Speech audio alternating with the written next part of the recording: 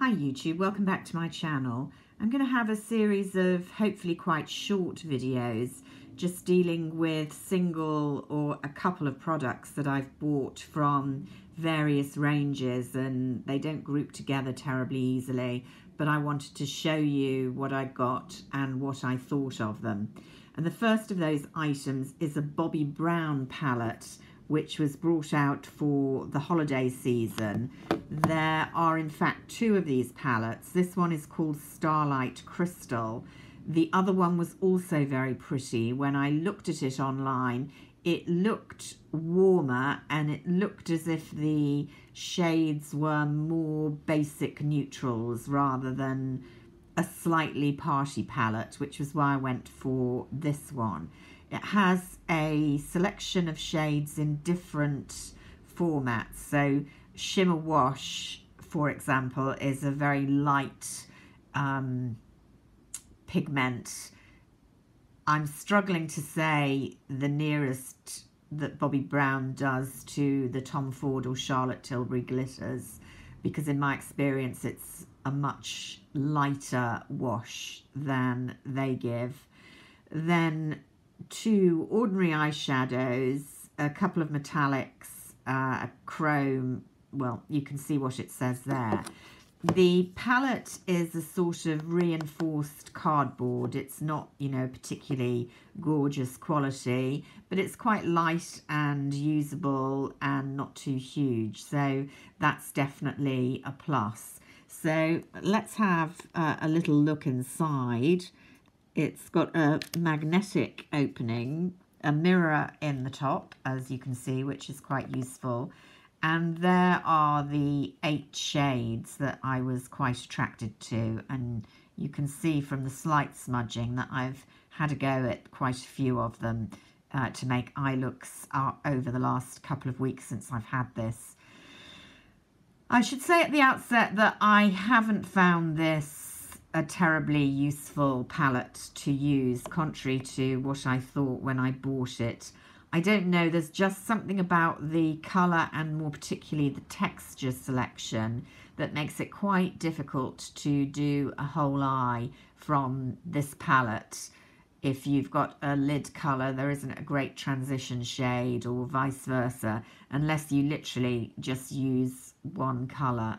So I haven't been perhaps as impressed with it as I thought I would be.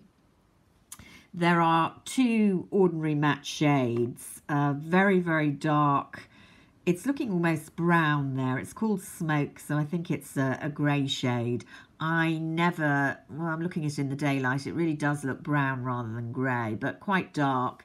I never really use these dark colours. You can see it's coming off well pigmented there, and it goes on very smoothly, not powdery, not fallout. So it is very workable, and if you use such a dark shade regularly, that's a very nice formulation. If we go above it to what is, I'm going to say this correctly, a metallic. Now, metallic to me, you know, should be really shiny and glossy. It feels quite good as you swatch it, a little bit powdery. And you can see there's a good consistency there of a kind of medium to warm bronzy gold. But it's slightly one-dimensional for a metallic for me. I suppose just quite close to a lot of MAC shades that I already have, for example. Then another metallic down here. This one's very pretty. It's got this kind of purpley silver duo,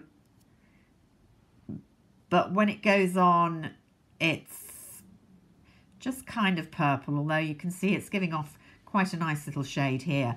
I'm almost talking myself into this palette as I'm swatching it for you, although I have actually found it difficult to use on the eyelids. This colour here that I thought was going to be very promising as a kind of neutral all over the socket shade, you can see, again, it's looking quite decently pigmented there, but on a brush, I've been finding it actually quite stiff to use. Then we've got another really nice soft, I'm going to do that there, bronzy kind of duo metallic. Bit too warm for me, but it's a very pretty shade, very like a number of those shades on the Charlotte Tilbury palette.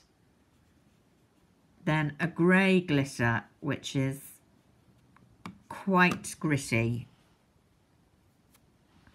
You can see that's almost giving the kind of colour wash finish, but I don't think it is the colour wash actually. So let me check. Yeah, that's supposed to be a sparkle eyeshadow. I suppose it is slightly sparkly. You can see a bit of glitter. I haven't actually used that one, so I can't tell you if there's a fallout. Then a soft kind of caramel shade. Gold again. So you've got a good spectrum of the kind of gold, bronze, sparkly shades there. If you're into that, that's a good selection and gives you kind of the benefit of the darker brown near my hand and that really very pretty silvery purple shade that you perhaps wouldn't get in a palette just dealing with golds like Urban Decay or like the new Charlotte Tilbury one. And then finally is this one I haven't done up here. Another one that I was hoping would be slightly neutral. It's very neutral, but it's not very powerful, even on my very pale skin. It's just a vaguely gold wash. So that's the colour selection. They are good quality.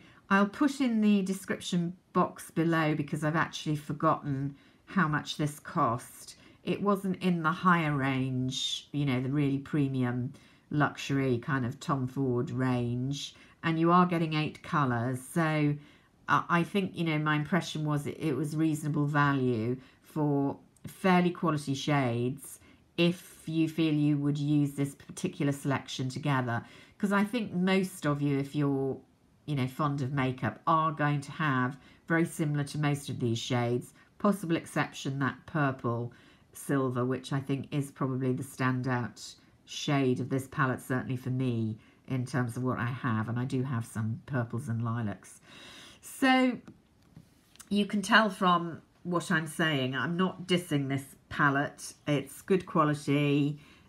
There are some nice party looks you could do from this. I guess if you're a bit more skilled at makeup than I am, I just found it difficult to combine these shades in a way I was satisfied just from this one palette without going to other eyeshadows or other palettes to complete the look. I could have done with another kind of basic matte or, you know, basic neutral. I think that's my point. There aren't really any neutrals here apart from the pink and that grey, and as I say, I don't really use the grey very much. So maybe that's what's missing for me, but it does do what it says on the tin. You know, it is a sparkly palette without gross glitter or fallout, so it would be a good option for people who want to explore that kind of look. So those are my thoughts on the Bobbi Brown holiday palette. There are other releases in the holiday range. Bobbi Brown, now very middle of the road, but, you know, still maintains quality, still very popular. I have one very glamorous professional friend whose makeup always looks fantastic. She's Asian, in fact. So, you know, a lot of ranges don't necessarily cater to different skin tones. Bobbi Brown, good on her, always has. And this friend of mine always looks fantastic. And she only wears Bobbi Brown makeup. So, you know, that's quite a recommendation. But I've found of recent years, I haven't found so much to excite me in the Bobbi Brown range. So until next time, hopefully quite shortly, bye for now.